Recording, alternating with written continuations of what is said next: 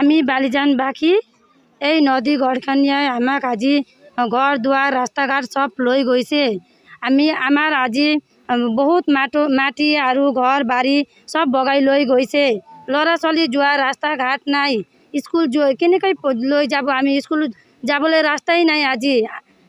আৰু বেমাৰ হ'লে ল'ৰা ছোৱালী বেমাৰ হ'লে, মা দেউতা বেমাৰী হ'লে আমি যোৱা ৰাস্তাই নাই। আমি বুকুত লৈ কিনে হ'লেও কিবা পানীত ভিজি ভিজি লৈ যাব লগা অৱস্থা হৈছে।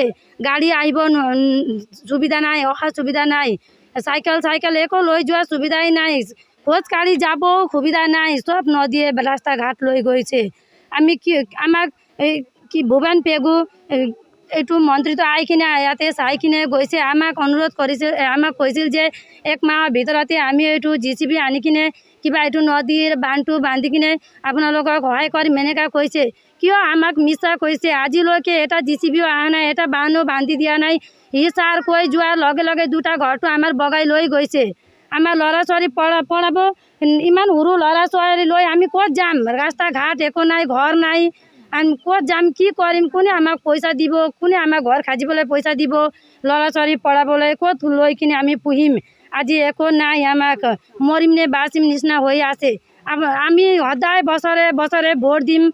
আমি সব মহিলা ল'ৰা ছোৱালী লৈ কিনে সবেই মিলি কিনে একগোট হৈ কিনে ভোট দিম।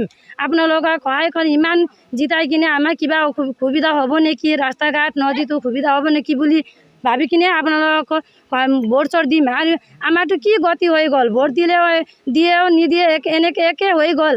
আমাৰ বিদেশী নিচিনা হৈ গ'ল। আমিতো ৰাস্তা ঘাটো নাই, ঘৰো বহিবলৈ নাই, সব বগাই লৈ গৈছে। কি কৰিম এতিয়া আমি? আপুনি ভোটৰ আগতে আমাৰ কিবা এইটো নদীৰ ব্যৱস্থা কৰি নিদিলে, বান্ধ নিদিলে, ৰাস্তা ঘাট বনাই নিদিলে আমি ভোট নিদিম। যোনে ভোট বিচাৰিবলৈ আমাৰ গাঁৱত আহিব, ইয়াক আমি বেলেগ একশ্যন ল'ম।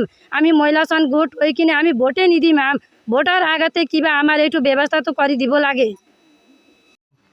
হয়, দুখৰ বিষয়ে আজি আমাৰ এই জনাই মহকুমাৰ অন্তৰ্গত 3 নম্বৰ ৰাইং বালিজান গাঁৱৰ যি দেৱিং নদীয়ে তাণ্ডৱ চলাইছে, এইটো আজিৰ কথা নহয়। বহুতবাৰ ইয়াত ভুৱন পেগু ছাৰ আহিছে, জনপ্ৰতিনিধি আহিছে, তেওঁলোকে চাই গৈছে, তেওঁলোকে আশ্বাস দিছে আমাক যে এই কামটো আমি একদম অনতিপলম কৰি দিম, যুদ্ধকালীন হিচাপে কৰি দিম। কিন্তু আজি ক'বতে আজি 1-1.5 মাহ 2 মাহ হ'ল তেওঁলোকৰ সেই কথাভাগে থাকিলে।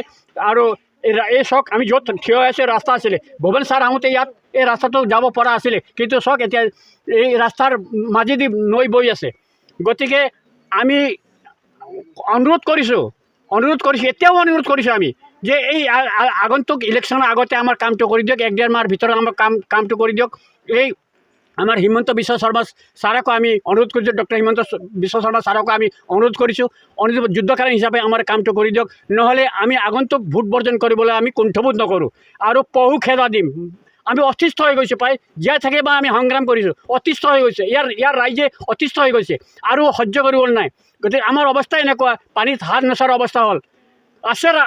আছে গৰু নেবাই ভাল, থকাতকৈ নথকাই ভাল। এনেকৈ বেয়াগুম চৰকাৰ থকাতকৈ নথকা ভাল। গতিকে যদি প্ৰতিনিধি আহে ইলেকশ্যন ভোট বিচাৰিবলৈ, তেতিয়া আমি ভোট বৰ্জন কৰোঁ, তাতকৈ তেওঁক পহু খেদা দিম। এইটো নিশ্চয় আমাৰ মহিলাসনে, আমাৰ পুৰুষ মহিলা সকলোৱে মিলি পিনি এই আমাৰ প্ৰতিবদ্ধ হৈছে যে পহু খেদা দিম বুলি। যদি আমি কামটো নকৰে, যদি ভোট লাগে আমাক কামটো কৰি দিব লাগে। বহুতবাৰ আমি কাকতে মেহনত কৰি আমি অতিষ্ঠ হৈ গৈছোঁ। এতিয়া আমাৰ উপায় নাই আৰু ভালকৈ অনুৰোধ কৰি তেওঁলোকে কাণ সাৰ নিদিয়ে। গতিকে এতিয়া আৰু অনুৰোধ কৰিবলৈ নাই। আমি লাষ্ট আমাৰ মুভমেণ্টত এইটোৱে আমি কৰিছোঁ যে ভোট বৰ্জন কৰিম আৰু প্ৰতিনিধিবিলাক যোনে আহিব পহু খেদা দিম আমি কৈছোঁ। আহক না, সন্মান থকা মানুহে আমাক ভোট বিচাৰি নাহিব। যেতিয়া আমাৰ কামটো নকৰে তেওঁলোকে ভোট বিচাৰি আহিলেও কাম নাই, পহু খেদা খাব। ইমানে কৈ মোৰ